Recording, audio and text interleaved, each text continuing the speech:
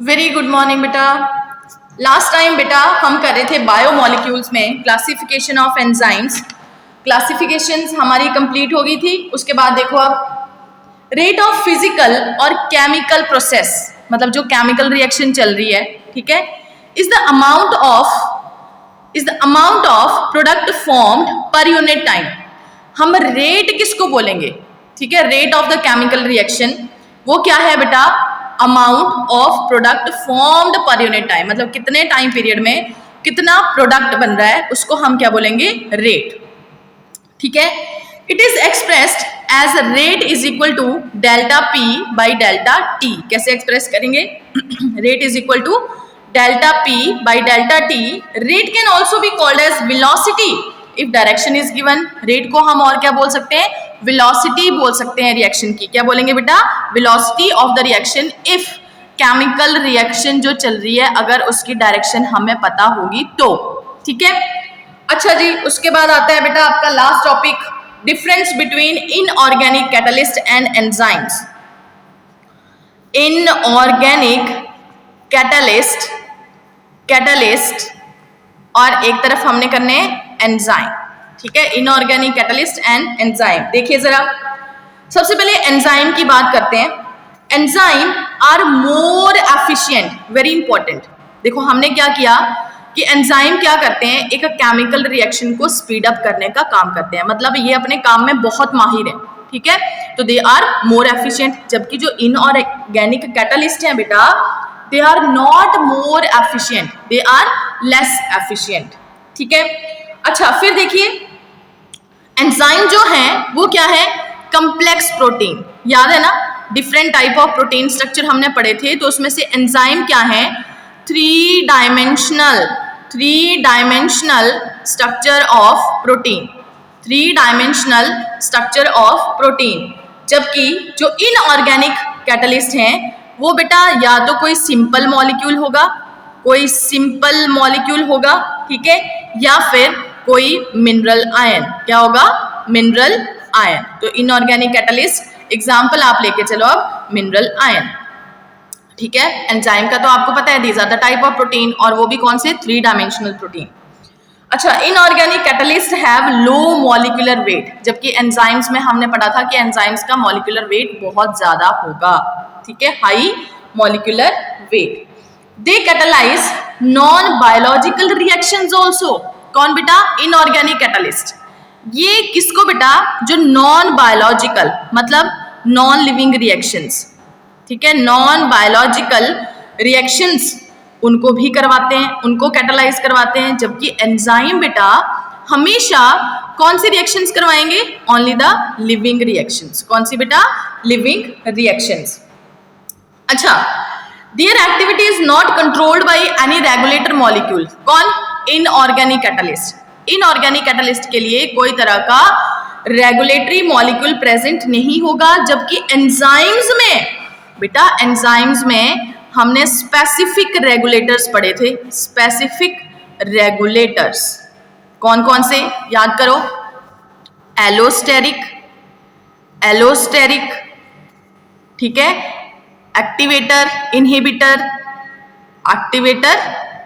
और इनहिबिटर। ठीक है, एक्टिवेटर या फिर इनहिबिटर। नेक्स्ट बेटा, they are much less affected by change in temperature and pH. कौन? Inorganic catalyst. अगर टेम्परेचर में कोई चेंज हो रहा है, पीएच में कोई चेंज हो रहा है, तो इन पे ज्यादा फर्क नहीं पड़ता इनऑर्गेनिक कैटलिस्ट पे। जबकि जो एंजाइम्स हैं, हमें पता है हर एंजाइम को काम करने के लिए एक ऑप्टिमम टेम्परेचर या फिर ऑप्टिमम पीएच चाहिए। अगर टेम्परेचर बेटा कम हो जाएगा तब भी एंजाइम अपना काम नहीं कर पाएगा, अगर टेम्परेचर बहुत ज्यादा हो जाएगा तब भी एंजाइम अपना काम नहीं कर पाएगा। ठीक है, क्लियर? आगे, they can catalyse a variety of reaction. जो इनऑर्गेनिक कैटलिस्ट हैं वो बहुत सारी रिएक्शंस करवाते हैं, जबकि enzyme they are highly specific and act on a particular substrate. इसीलिए हम इस तरह से शो कर रहे थे कि एक एंजाइम है हमारे पास और उसके साथ आके एक्टिव साइट पे कौन जुड़ेगा? एक सबस्ट्रेट जुड़ेगा। तो हमेशा एक्टिव साइट के साथ एक्टिव साइट के साथ कोई ना कोई सबस्ट्रेट ऐड होगा, तो एंजाइम के साथ कौन जुड़ेगा? सबस्ट्रेट जुड़ेगा। ठीक है, अच्छा आगे देखो, they are not affected by poison and radiations. कौन बेटा? Inorganic catalyst are not affected by poison, जैसे साइनाइड पॉइजन का हम एग्जाम्पल ले रहे थे इन एंजाइम्स, या रेडिएशंस, एक्सरे रेडिएशंस का एग्जाम्पल ले रहे थे इन एंजाइम, बल्कि एंजाइम जो है साइनाइड पॉइजन और एक्सरे रेडिएशन उनसे अफेक्टेड होते हैं और इनएक्टिवेट हो जाते हैं।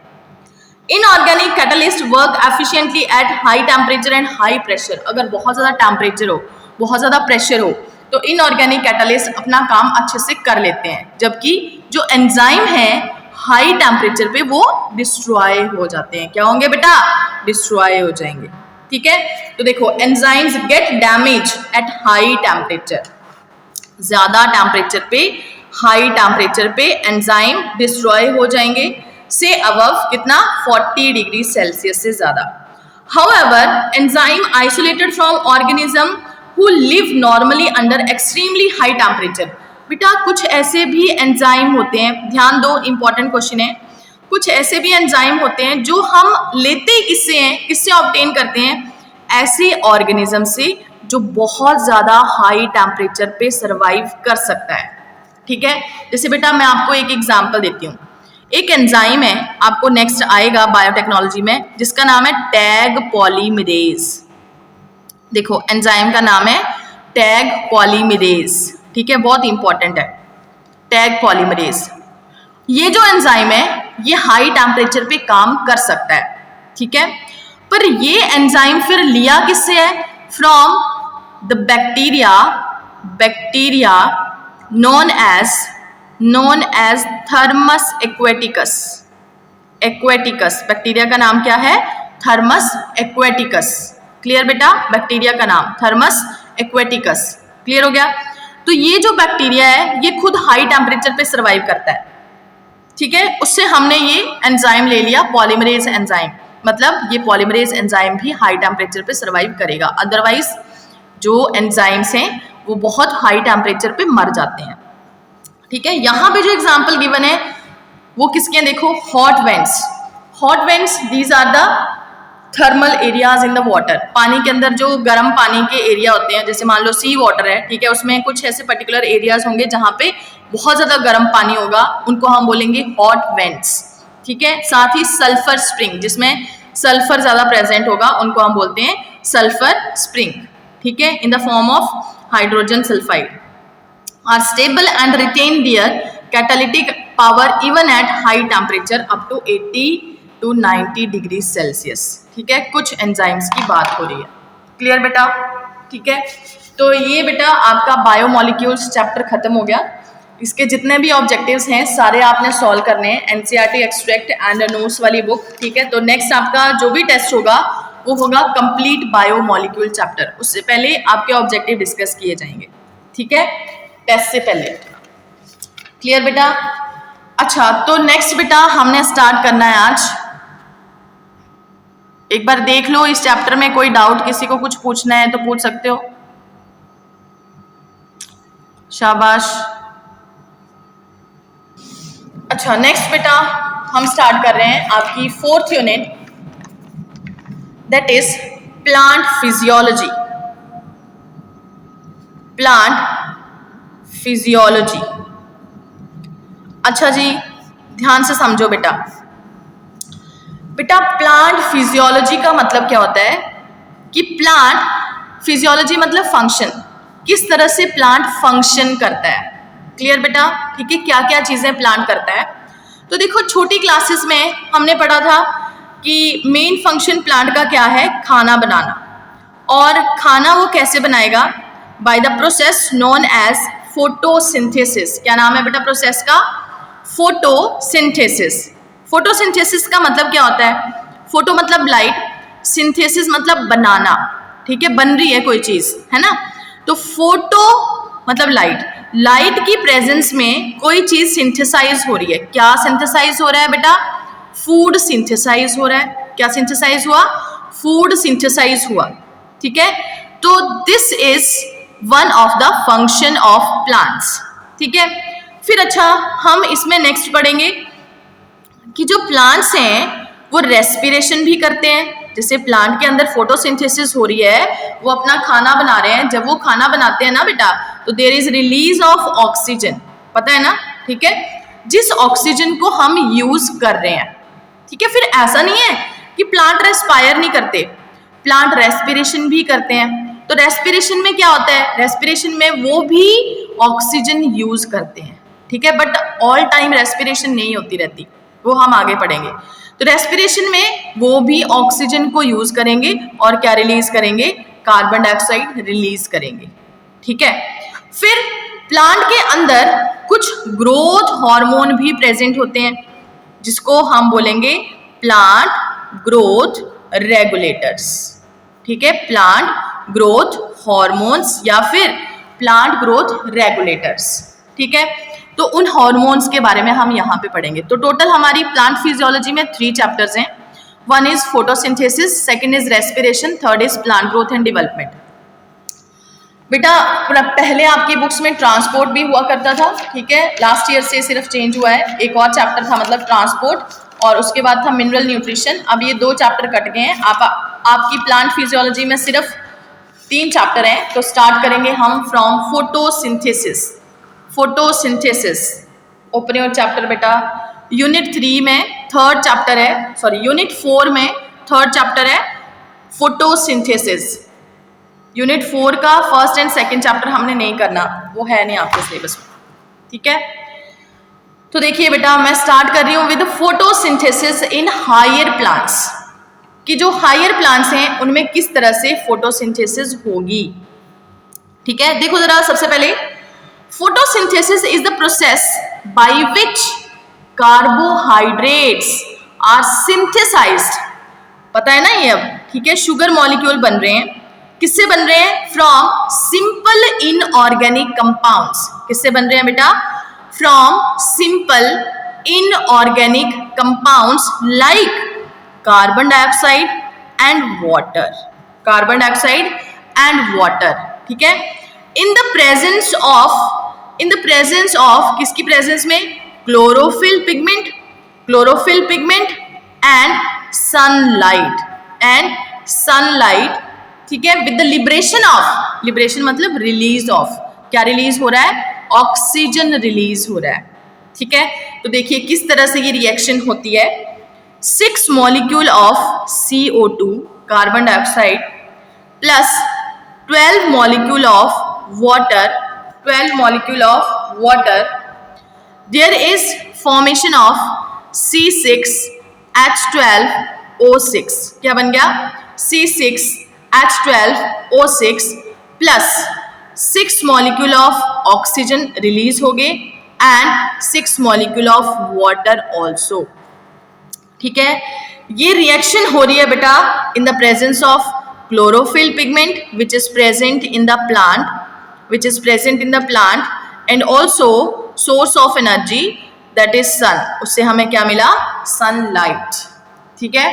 तो याद कर लो ये रिएक्शन एक बार, 6 molecule of carbon dioxide plus 12 molecule of water, then there is formation of 1 molecule of, क्या बना ये, ग्लूकोज, क्या बन गया बेटा, ग्लूकोज बन गया, and 6 molecule of oxygen and 6 molecule of water, ठीक है, क्लियर बेटा। अच्छा, अब chlorophyll is essential for photosynthesis. देखिए जब हम फोटोसिंथेटिक रिएक्शन लिख रहे हैं, ठीक है, तो उसमें हमने ये कुछ चीजें मेंशन करी हैं लाइक कार्बन डाइऑक्साइड, वाटर, ठीक है, एक पिगमेंट है क्लोरोफिल पिगमेंट एंड सनलाइट। अच्छा, अगर इनमें से कोई भी चीज एब्सेंट होगी, ठीक है, जैसे मान लो क्लोरोफिल नहीं है, तो क्या प्लांट ग्लूकोज बना पाएगा, फोटोसिंथेसिस कर पाएगा, नहीं कर पाएगा, ठीक है। या फिर अगर सनलाइट नहीं होगी तो प्लांट क्या फोटोसिंथेसिस कर पाएगा, नहीं कर पाएगा। इवन ये जो फोटोसिंथेसिस हम शो कर रहे हैं ना प्रोसेस, इसमें ये जो ग्लूकोज बन रहा है ये क्या है, ये फूड फॉर्म है, ठीक है। बाद में ये ग्लूकोज किसकी फॉर्म में प्लांट के अंदर स्टोर हो जाता है, in the form of starch, ठीक है। तो photosynthesis is very essential for the plants, क्योंकि प्लांट उससे क्या कर रहे हैं, अपना खाना ले रहे हैं, ठीक है। हम तो अपना खाना कहाँ से ले रहे हैं बेटा, फ्रॉम द प्लांट्स। तो प्लांट्स कहाँ से ले रहे हैं, प्लांट्स अपना खाना खुद बना रहे हैं, ठीक है, by the process known as photosynthesis. ठीक है। अच्छा देखो, this can be proved by, हमने प्रूव करना है कि chlorophyll pigment is essential for photosynthesis. अब देखो इस पिगमेंट की बात हो रही है, क्लोरोफिल पिगमेंट। अब आपको पता है ना बेटा क्लोरोफिल पिगमेंट कहाँ होगा, याद करो जरा, शाबाश। हमने किया था कि जो क्लोरोप्लास्ट है, क्लोरोप्लास्ट, उसके अंदर इस तरह से क्या पड़े हुए हैं, थाइलाकॉइड पड़े हैं। क्या पड़े हैं बेटा, थाइलाकॉइड पड़े हुए हैं, ठीक है। और ये क्या है, थाइलाकॉइड की मेम्ब्रेन है। क्या है बेटा, थाइलाकॉइड मेम्ब्रेन। तो इस थाइलाकॉइड मेम्ब्रेन में पिगमेंट्स पड़े हुए हैं, ठीक है। ये जो मेम्ब्रेन है थाइलाकॉइड की, इट कंटेन द पिगमेंट्स, ठीक है। जैसे क्लोरोफिल पिगमेंट, कैरोटीनॉइड पिगमेंट, ये सारे पिगमेंट यहीं पे ही पड़े होंगे, ठीक है जी। अच्छा, तो अब हम शो कर रहे हैं कि ये क्लोरोफिल क्यों जरूरी है प्लांट के लिए, फोटोसिंथेसिस करने के लिए। This can be proved by, कैसे प्रूव करेंगे, by taking a plant with variegated leaves. Variegated leaves क्या होते हैं, जिसमें दो पार्ट्स होते हैं, ऐसे पत्ते जिनमें दो पार्ट्स होंगे, green and non green part. जैसे ये लीफ है, मैंने क्या किया, इस लीफ को यहाँ से कवर कर दिया चार्ट पेपर के साथ, ठीक है, यहाँ से भी और इससे उल्टी साइड से भी, ठीक है। फिर हमारे पास दो अलग अलग पार्ट्स आएंगे, एक में पिगमेंट होगा, एक में नहीं होगा, ठीक है। कैसे ये वेरिएगेटेड लीफ बनेगा, ध्यान दो। सबसे पहले बेटा, जो कोई हमारे पास पॉटेड प्लांट है, ध्यान दो, जो पॉटेड प्लांट है बेटा, पहले वो सनलाइट में था, हमने उसको सनलाइट से उठा के डार्क रूम में रख दिया, ठीक है, एक दिन के लिए। जब हम उसको डार्क रूम में रखेंगे, ठीक है, उसको सनलाइट नहीं मिल रही है, मतलब वो फोटोसिंथेसिस नहीं करेगा, बट वो मरेगा नहीं प्लांट, ठीक है। क्यों नहीं मरेगा, क्योंकि उसके पास स्टोर्ड फूड अभी पड़ा हुआ है। तो वो क्या करेगा, उस टाइम में सारी स्टार्च को, जितनी उसने पहले बनाई हुई थी, उसको सबको यूज कर लेगा, ठीक है, क्लियर। मतलब जब हमने एक प्लांट को डार्क में रख दिया, तो हमने उस प्लांट को क्या कर दिया, डीस्टार्च कर दिया, डीस्टार्च कर दिया, ठीक है। फिर क्या किया हमने, इसी प्लांट को दोबारा से हमने कहाँ रखना है, सनलाइट में रखना है। बट उससे पहले उसके 2-3 पत्तों के ऊपर मैंने इस तरह से चार्ट पेपर लिया ब्लैक, ठीक है, ऐसे ऊपर की तरफ भी लगा दिया, नीचे की तरफ भी लगा दिया, ठीक है। प्लक नहीं करने बेटा लीव्स, ठीक है, प्लांट पे ही लगे हुए हैं पत्ते, उनमें ही चार्ट पेपर लगा दिया, ऊपर की तरफ भी और नीचे की तरफ भी, ठीक है। फिर हमने उसको कहाँ रख दिया, सनलाइट में रख दिया, ठीक है। अब देखो ये वाले पार्ट को ध्यान दो, ये वाले पार्ट को सनलाइट मिल रही है, ये वाले पार्ट को सनलाइट नहीं मिल रही है, ठीक है, क्लियर ना बेटा, है ना। अच्छा, अब ये वाला जो पार्ट है उसके पास पिगमेंट भी पड़ा हुआ है, क्लोरोफिल पिगमेंट। यहाँ पे हमने क्या किया, क्लोरोफिल पिगमेंट को ढक दिया, ठीक है, ढक दिया ना। फिर जब हम इसको यहाँ से एक दिन के लिए यहाँ इसको रहने देंगे हम, मतलब प्लांट दोबारा फोटोसिंथेसिस करना शुरू कर देगा। बस ये वाला पार्ट फोटोसिंथेसिस नहीं कर पाएगा क्योंकि क्लोरोफिल इज नॉट एक्सपोज्ड, ठीक है। फिर हम क्या करेंगे, इस पत्ते को तोड़ के इसके ऊपर स्टार्च के लिए टेस्ट करेंगे, ठीक है। कैसे टेस्ट करते हैं, विद आयोडीन, आयोडीन के साथ टेस्ट करते हैं। तो देखिए जरा, लीव्स कैन बी डीस्टार्च। पहले हमने क्या किया, लीफ को डीस्टार्च किया by placing in dark for कितने बेटा, 24 आवर्स के लिए। Then the plant is placed in sunlight. फिर उस प्लांट को हम सनलाइट में रखेंगे, ठीक है। कैसे रखेंगे, पहले उसके लीफ को हम इस तरह से कवर कर लेंगे, ठीक है, वेरिएगेटेड बना लेंगे। Then the leaves are tested for starch. फिर इस पत्ते के लिए, पत्ते को हम स्टार्च के लिए टेस्टिंग करेंगे। इसको हमने तोड़ दिया, ठीक है, ये वाला पार्ट हटा दिया, तो ये हमारे पास लीफ था, ठीक है। अब इस लीफ के लिए, इस लीफ को हमने क्या दिया, आयोडीन दिया, ठीक है। तो हमने पढ़ा था कि स्टार्च जो है वो आयोडीन के साथ ब्लू कलर देता है, याद करो, स्टार्च बेटा आयोडीन के साथ ब्लू कलर देगा। स्टार्च के अंदर जो हेलिकली क्वाइल्ड पोर्शन है, इस तरह से हेलिकली क्वाइल्ड पोर्शन है ये वाला, ये क्या करता है, आयोडीन को होल्ड कर लेता है, विच गिव ब्लू कलर, ठीक है। तो हमने क्या किया, इन पत्तों को आयोडीन दे दिया, टेस्टेड फॉर स्टार्च, ठीक है। तो स्टार्च ने, जिस पार्ट में स्टार्च प्रेजेंट होगी उस पार्ट ने आयोडीन को होल्ड कर लिया, इस पोर्शन में, हेलिकल पोर्शन में, ठीक है। तो देखो इतने पोर्शन में हमने वो लगा दिया था लीफ, तो इस तरह से वेरिएगेटेड लीफ बन गया था, ठीक है। लीफ के ऊपर ये चार्ट पेपर लगाया था, तो ये वाले पार्ट के पास ऑब्वियस है स्टार्च होगी, ये वाले पार्ट के पास भी स्टार्च होगी, और ये वाले पार्ट के पास कोई स्टार्च नहीं पड़ी हुई है। मतलब आयोडीन यहाँ पे होल्ड हो पाएगा, यहाँ पे होल्ड हो पाएगा, और यहाँ पे होल्ड नहीं होगा, ठीक है। तो देखो starch is present in green areas of the leaves. जो नॉन ग्रीन पार्ट है, ये वाला पार्ट जो है उसमें स्टार्च इज नॉट प्रेजेंट। ठीक है, तो ये किसके लिए किया हमने? For chlorophyll. किसके लिए बेटा? क्लोरोफिल। कि chlorophyll is essential for the plants. ठीक है, क्लियर बेटा? अच्छा, नेक्स्ट आइए, नेक्स्ट एक्सपेरिमेंट देखो, कार्बन डाइऑक्साइड, इसके लिए करेंगे अब हम। Carbon dioxide is essential for photosynthesis. Carbon dioxide photosynthesis के लिए जरूरी है कि नहीं? ठीक है, ये वाला करेंगे अब। तो देखो, मॉल्स हाफ लीफ एक्सपेरिमेंट, किसने ये एक्सपेरिमेंट किया था? साइंटिस्ट का नाम है मॉल्स, और एक्सपेरिमेंट का नाम क्या है? Half leaf experiment. Half leaf experiment. ठीक है, अच्छा, in this a part of destarch leaf of a plant, D starch leaf, उसी तरह से हमने उसको डी स्टार्च करना है जैसे पहले प्रोसीजर किया कि एक पॉटेड प्लांट को हमने डार्क में रख दिया, प्लांट कैसा हो गया? डी स्टार्च हो गया। ठीक है, तो अब हम क्या कर रहे हैं? Part of destarch leaf of plant, ठीक है, is enclose in a test tube. हमने वहां से एक पत्ता तोड़ लिया। अच्छा, तोड़ा नहीं, इसी तरह से एक प्लांट है, ठीक है, तोड़ना नहीं है पत्ता, इस तरह से एक प्लांट है। ठीक है, प्लांट को अब हमने क्या कर दिया? पत्तों को डिस्चार्ज कर दिया। फिर हमने क्या किया? इसको ऐसे, ये टेस्ट ट्यूब, आधे लीफ को टेस्ट ट्यूब में डाल दिया, आधे को नहीं। ठीक है, इस तरह से इसको यहाँ पे पूरी तरह से क्लोज कर देना है। ठीक है, इस तरह से सेटअप लगाना है, और यहाँ टेस्ट ट्यूब के अंदर हम कॉटन रख देंगे विद KOH। ठीक है, कॉटन डाल दिया यहाँ पे हमने। कॉटन को हमने पहले डाला था एक सॉल्यूशन में, सॉल्यूशन कौन सा था? KOH, potassium hydroxide. ठीक है, अच्छा, तो देखो अब, discharge leaf of plant is enclosed in a test tube containing some KOH soaked cotton. तो ये KOH क्या करता है? ये सारी कार्बन डाइऑक्साइड को एब्जॉर्व कर लेता है। मतलब अगर इस टेस्ट ट्यूब में कोई कार्बन डाइऑक्साइड थी बेटा, तो सारी कार्बन डाइऑक्साइड को कौन सोख गया? KOH। ठीक है, दूसरा half of the leaf is expose to air, दूसरा एक्सपोज टू एयर, मतलब एयर के कांटेक्ट में है। ठीक है, this apparatus is placed in light for some time. इसको हमने थोड़े टाइम तक लाइट में रखा। क्लियर, इसको हमने लाइट में रख दिया। अब देखो, ये वाले पार्ट को, because it is directly expose in the air, इसको कार्बन डाइऑक्साइड मिल पा रही है। ठीक है, जबकि जो ये वाला पार्ट है, अंदर वाला पार्ट, ये वाला पार्ट, इसको कार्बन डाइऑक्साइड नहीं मिल रही है। क्लियर बेटा? नहीं मिल रही है ना? ठीक है, क्योंकि कार्बन डाइऑक्साइड अगर अंदर भी थोड़ी बहुत थी तो वो सारी KOH ने सोख ली। अच्छा, on testing for starch in two half of the leaf, अब हम क्या करेंगे? इसको सनलाइट में रख दिया, ठीक है, पूरा दिन रखा, फिर इसको हमने तोड़ लिया और इसको फिर से स्टार्च के लिए टेस्टिंग किया।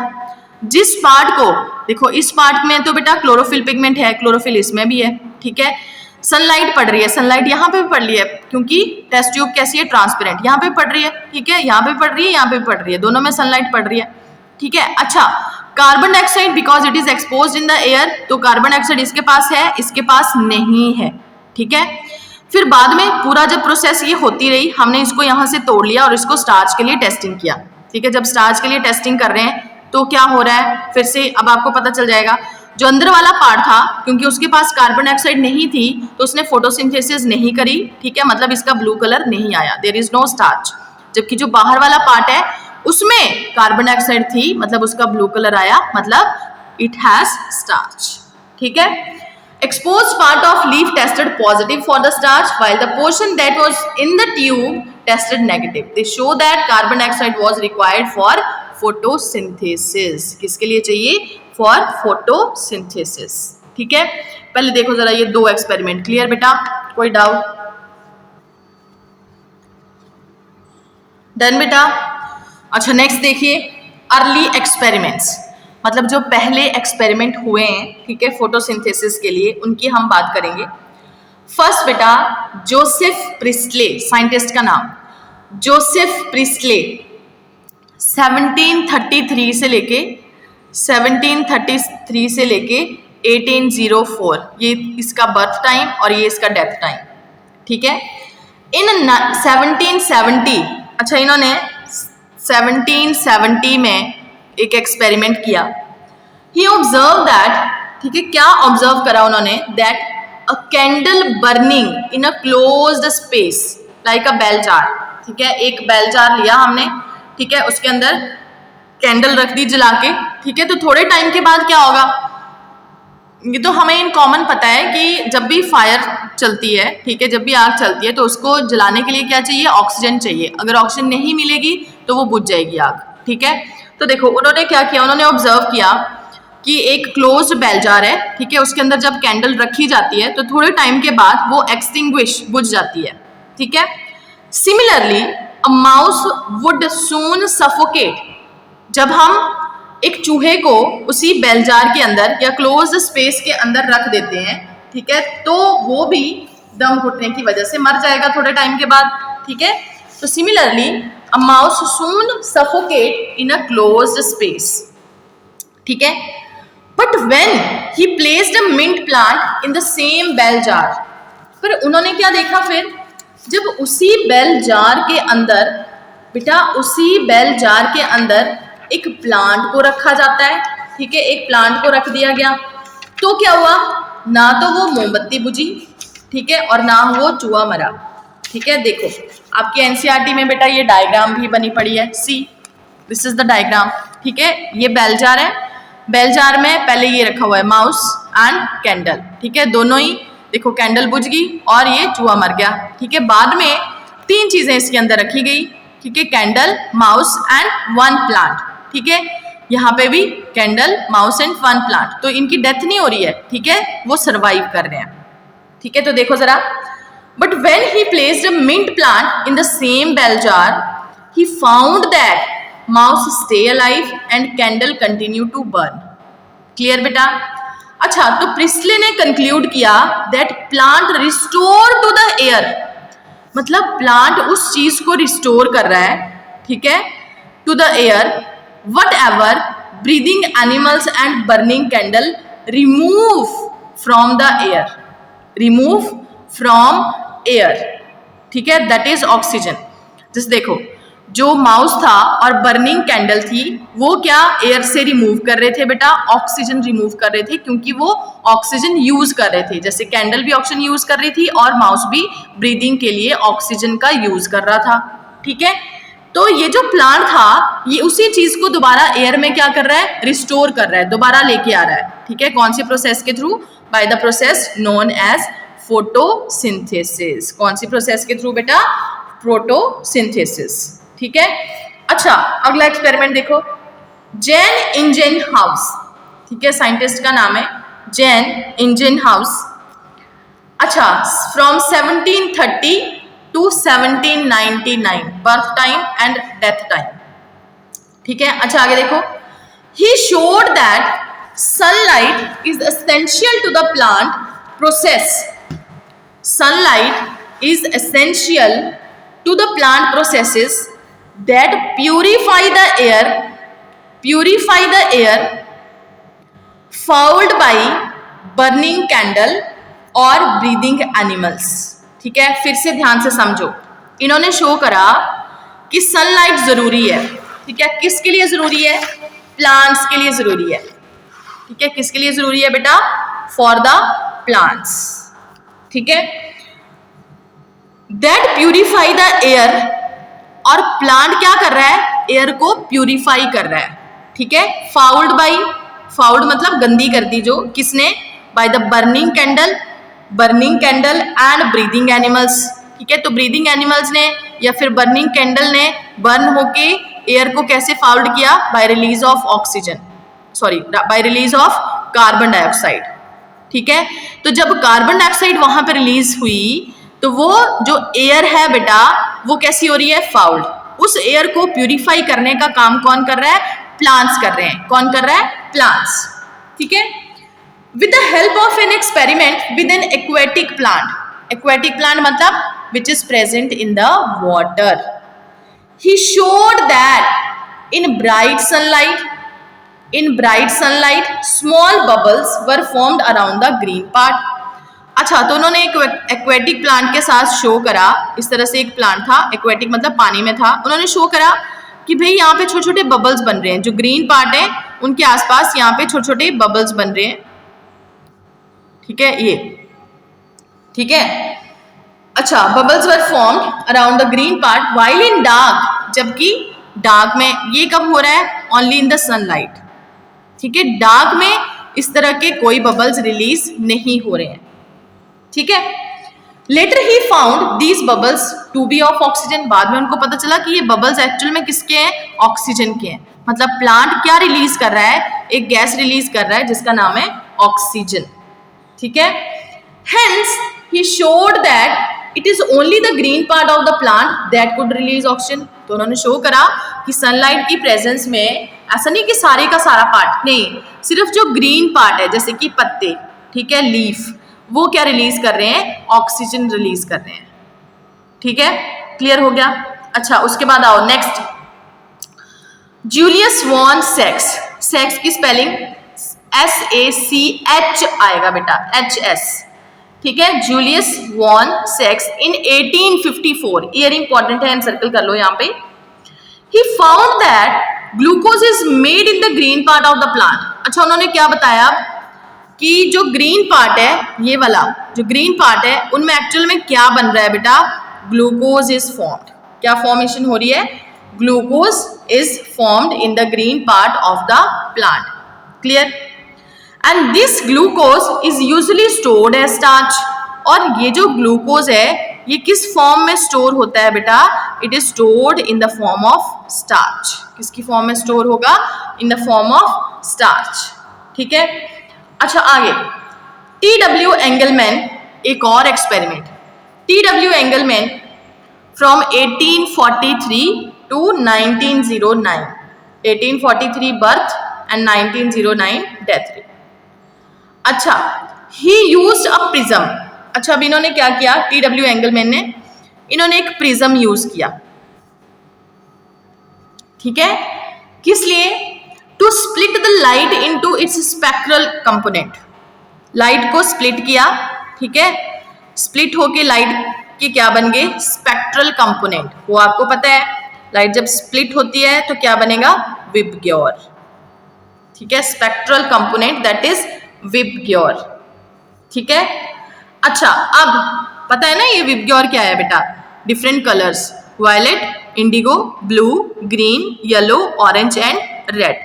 ठीक है, अच्छा अब देखो, ग्रीन एल्गी, बहुत इंपॉर्टेंट, ये क्वेश्चन आ चुका है बेटा पहले एग्जाम में। ग्रीन एल्गी, एल्गी का नाम है क्लेडोफोरा।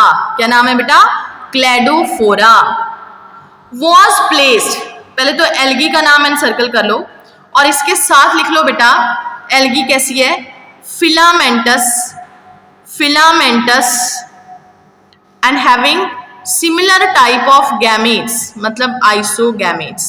फिलामेंटस एल्गी है, having similar type of gametes, isogametes. ठीक है, तो a green algae that is Cladophora, Cladophora was placed in this. ठीक है, यहाँ पे विबग्योर के पास हमने एक ग्रीन एल्गी रख दी। बेटा जी, ग्रीन एल्गी का नाम है क्लेडोफोरा। क्या नाम है ग्रीन एल्गी का?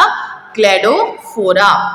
Was placed in this split light. ठीक है, अच्छा, फिर aerobic bacteria were placed around the algae, और एल्गी के आसपास, यहाँ पे एल्गी के आसपास ये यहाँ पे क्या रख दिए गए? These are the aerobic bacteria. Aerobic bacteria मतलब जो in the presence of oxygen survive करेंगे। ठीक है, क्लियर बेटा? Aerobic bacteria. अब देखो, अब पहले इनको रिलेट करो। एरोबिक बैक्टीरिया है मतलब जो in the presence of oxygen survive करेंगे, और ऑक्सीजन कहाँ आएगी?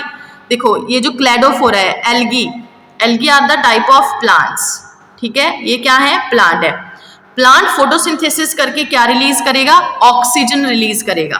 ठीक है, तो जहां जहां पे ऑक्सीजन रिलीज होगी सारे एरोबिक बैक्टीरिया वहां वहां पे इकट्ठे हो जाएंगे। ठीक है, ये एक्सपेरिमेंट क्यों किया जा रहा है? क्योंकि ये जो हम स्पेक्ट्रम की बात कर रहे हैं ना, ये, ठीक है, ये जो स्पेक्ट्रम है, स्पेक्ट्रल कंपोनेंट है, ये सारे कंपोनेंट्स में ऑक्सीजन रिलीज नहीं होती है। ठीक है, एक पर्टिकुलर लाइट में ही ऑक्सीजन रिलीज होगी। ठीक है, मतलब फोटोसिंथेसिस जो हो रही है, प्लांट हर तरह की लाइट में नहीं करता है। ठीक है, इनमें से पर्टिकुलर लाइट में ही फोटोसिंथेसिस होगी। ठीक है, तो देखो आप आगे, bacteria were use to detect the site of oxygen evolution. ठीक है, ऑक्सीजन इवोल्यूशन मतलब ये जो बैक्टीरिया है ये उस पर्टिकुलर साइट को ऑब्जर्व करेंगे जहां पे क्या निकलेगा, ऑक्सीजन निकलेगी। ठीक है, तो he observe that bacteria accumulate mainly in the region of, तो उन्होंने क्या देखा कि सारे के सारे बैक्टीरिया कहाँ इकट्ठे हो रहे हैं, mainly in the region of blue and red light, मतलब सारे बैक्टीरिया यहाँ पे इकट्ठे हो गए। ठीक है, ब्लू रीजन के आसपास and also in the red region. ठीक है, इसका मतलब जो ऑक्सीजन है, ठीक है, वो कहाँ रिलीज हो रही है, मतलब ये जो क्लेडोफोरा एल्गी रखी हुई है ये ऑक्सीजन सिर्फ कहाँ रिलीज कर रही है, only in the blue light and in the red light. कहाँ कहाँ पे बेटा, in the blue light and in the red light. ठीक है, अच्छा, the bacteria were used to detect the site of oxygen evolution. He observe that कि bacteria सारे accumulate कहाँ हो रहे हैं, in the region of blue and in the region of red light of the split spectrum. This show that more oxygen is evolving in the, इससे हमें क्या पता चला कि मोर oxygen is evolving in the blue light and also in the red light. That is rate of photosynthesis is more here. ठीक है, photosynthesis actual में कहाँ हो रही है, फोटोसिंथेसिस हो रही है बेटा इन द ब्लू लाइट, कहाँ हो रही है, blue light and also in the red light, blue light and also in the red light. This show that more oxygen is evolving in blue and red light, that is rate of photosynthesis is more here। तो देखो, a first action spectrum, underline करो word action spectrum। अब ये क्या है, action spectrum। ठीक है, of photosynthesis, इसका मतलब क्या हुआ, action spectrum मतलब rate of photosynthesis, rate of photosynthesis in various wavelength। ठीक है, rate of photosynthesis बस। तो action spectrum of photosynthesis, action क्या हो रहा है बेटा, फोटोसिंथेसिस हो रहा है। एक्शन मतलब क्या काम हो रहा है इन द स्पेक्ट्रम, फोटोसिंथेसिस। ठीक है, तो action spectrum of photosynthesis was thus describe, it resemble रफली द एब्जॉर्प्शन स्पेक्ट्रम। ये भी अंडरलाइन करो। देखो दूसरा वर्ड क्या है, एब्जॉर्प्शन, एब्जॉर्प्शन स्पेक्ट्रम। इसका मतलब क्या हुआ, इसका मतलब हुआ बेटा amount of light, amount of light absorbed, amount of light absorbed. ठीक है, कितना अमाउंट लाइट का एब्जॉर्ब हो पा रहा है। ठीक है, क्लियर बेटा, कितनी लाइट एब्जॉर्ब हो पा रही है उसको हम क्या बोलेंगे, एब्जॉर्प्शन स्पेक्ट्रम ऑफ द कौन से पिगमेंट बेटा, chlorophyll a and chlorophyll b. Main pigment कौन कौन से हैं यहाँ पे, chlorophyll a pigment and chlorophyll b pigment. ठीक है, क्लियर बेटा। अच्छा आगे आइए, by the middle of 19th century the empirical equation representing photosynthesis for oxygen evolving organism was, मतलब वो ऑर्गेनिज्म जो फोटोसिंथेसिस कर रहे हैं वो ऑक्सीजन इवॉल्व करते हैं। देखो किस तरह की रिएक्शन होगी, किस तरह की इक्वेशन थी, कार्बन डाइऑक्साइड कब बेटा, middle of 19th century, carbon dioxide plus water in the presence of light, in the presence of light there is formation of CH2O, CH2O plus oxygen. साथ में क्या रिलीज हो रहा है, ऑक्सीजन रिलीज हो रहा है। Where CH2O represent the carbohydrate, वो कार्बोहाइड्रेट कौन है बेटा, ग्लूकोज। कौन है, ग्लूकोज। हमें पता है ग्लूकोज इज 6 कार्बन कंपाउंड। ठीक है, अच्छा लेटर माइक्रोबायोलॉजिस्ट, माइक्रोबायोलॉजिस्ट मतलब जिन्होंने माइक्रोबायोलॉजी स्टडी की, Cornelius van Niel from 1897 to 1985। ठीक है, बर्थ 1897, डेथ 1985, ये आपके एनसीईआरटी में गिवन है।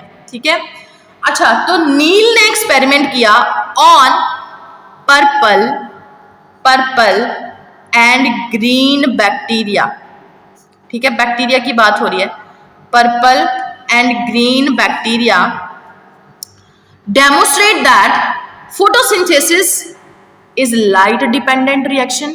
ठीक है, इसका मतलब देखो उन्होंने किसमें फोटोसिंथेसिस को स्टडी किया? बैक्टीरिया में। कौन से बैक्टीरिया थे?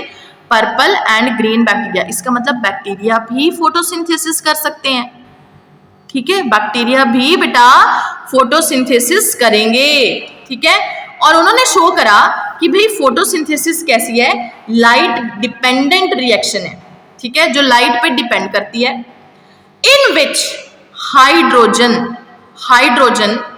From the suitable oxidizable compound, hydrogen from the suitable oxidizable compound।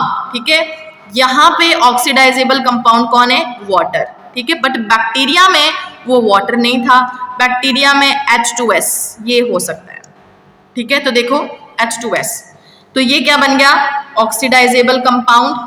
ठीक है, यहाँ पे पानी नहीं होगा बैक्टीरिया के अंदर, याद रखना है, it is sulphur containing compound. ठीक है, अच्छा, तो यहां से हाइड्रोजन आएगा और ये क्या करेगा? ये इस कार्बन डाइऑक्साइड को रिड्यूस करेगा। क्या करेगा? कार्बन डाइऑक्साइड को रिड्यूस करेगा। ठीक है, और इसी से फिर आगे क्या बना देगा? कार्बोहाइड्रेट बना देगा। क्या बना देगा? कार्बोहाइड्रेट। ठीक है, किसकी बात हो रही है?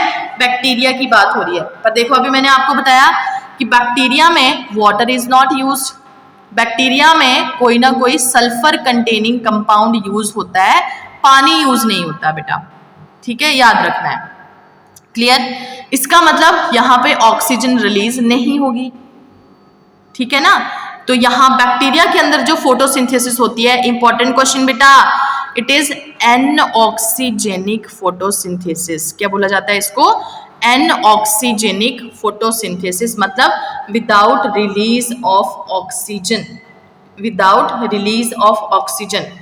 ठीक है, अच्छा, और इक्वेशन क्या लिखी गई देखो, 2 मॉलिक्यूल ऑफ H2A, ए कुछ भी हो सकता है यहाँ पे। ठीक है, and carbon dioxide in the presence of light there is formation of 2A, मतलब जैसे यहाँ पे सल्फर है तो यहाँ पे सल्फर आएगा फिर, एंड CH2O मतलब glucose, and there is also release of water. इस तरह की इक्वेशन थी।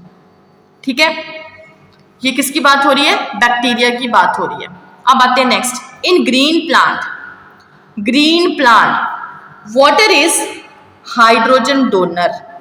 ठीक है, हाइड्रोजन डोनर हमने अभी पढ़ा ना। ठीक है, तो ये H2O प्लस CO2 है ना। H2O किस में यूज होता है? ग्रीन प्लांट में यूज होता है।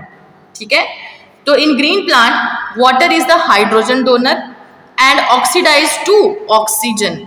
ठीक है, और ये जो ऑक्सीजन रिलीज होती है ये किससे रिलीज होती है? From water, not from carbon dioxide. Oxygen तो इसके पास भी है, इसके पास भी है, तो आपको याद रखना है कि ये वाली जो ऑक्सीजन है, ये ऑक्सीजन कहाँ से आ रही है? Only from the water. When H2S is hydrogen donor, वो किसके केस में? In case of purple and green sulphur bacteria. ठीक है, When H2S is hydrogen donor, oxidation product क्या होगा बेटा? सल्फर। क्या होगा? सल्फर प्लस S आ जाएगा यहाँ पे। ठीक है, या फिर sulphate but not the oxygen. Clear बेटा? तो from the above Cornelius van Niel concluded that oxygen evolved by the green plant come from the water. ये मैंने आपको बता दिया। फिर उन्होंने कंक्लूड किया कि ऑक्सीजन कहाँ से आ रही है बेटा? वाटर से आ रही है, and not from the carbon dioxide. This was proved later by, बाद में इसको फिर से दोबारा प्रूव किया गया by using radio isotopic technique. ठीक है, अंडरलाइन कर लो इनके नाम, इंपॉर्टेंट है। क्या यूज किया गया था? रेडियो आइसोटोप यूज किया गया था। ठीक है, किसने यूज किया? र्यूबेन, हासिद एंड कैमन ने यूज किया। Now the correct equation for the photosynthesis जो हमने स्टार्टिंग में की थी वो है 6 molecule of carbon dioxide, 12 molecule of water, C6, there is formation of C6H12O6 plus 6 molecule of water and 6 molecule of oxygen. This is the complete reaction of photosynthesis. किसकी बेटा? Of photosynthesis. फिर से बेटा याद कर लो एक बार, 6 molecule of carbon dioxide, 12 molecule of water ठीक है, C6H12O6 प्लस 6 मॉलिक्यूल ऑफ, गलत होगी, 6 molecule of carbon dioxide plus 12 molecule of water.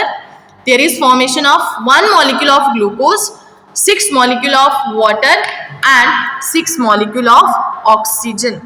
Clear beta? तो this is the complete photosynthetic reaction. ठीक है, अब एक बार समराइज करो जल्दी बेटा. हम पढ़ रहे हैं आपकी 4th unit, that is plant physiology. ठीक है, प्लांट फिजियोलॉजी में हमने फर्स्ट चैप्टर अपना स्टार्ट किया, that is photosynthesis. In common आप फोटोसिंथेसिस की रिएक्शन जानते हो. फोटोसिंथेसिस में प्लांट्स क्या करते हैं बेटा, अपना खाना प्रिपेयर करते हैं, फूड बनाते हैं. फूड किस फॉर्म में बनता है, in the form of glucose, but it is not stored in the form of glucose. किस फॉर्म में ये स्टोर होगा, it is stored in the form of starch. Complete reaction उसके लिए क्या होगी, 6 molecule of carbon dioxide, 12 molecule of water, there is formation of 1 molecule of glucose, 6 molecule of oxygen and 6 molecule of water. मतलब there is release of oxygen. जो oxygen हम use कर पा रहे हैं वो हमें कहाँ से मिल रही है, ओनली फ्रॉम द प्लांट्स. उसमें हमने फिर डिफरेंट एक्सपेरिमेंट्स पढ़े. ठीक है, और कुछ पर्टिकुलर चीजें पढ़ी कि chlorophyll is essential for the photosynthesis, carbon dioxide is essential for the photosynthesis.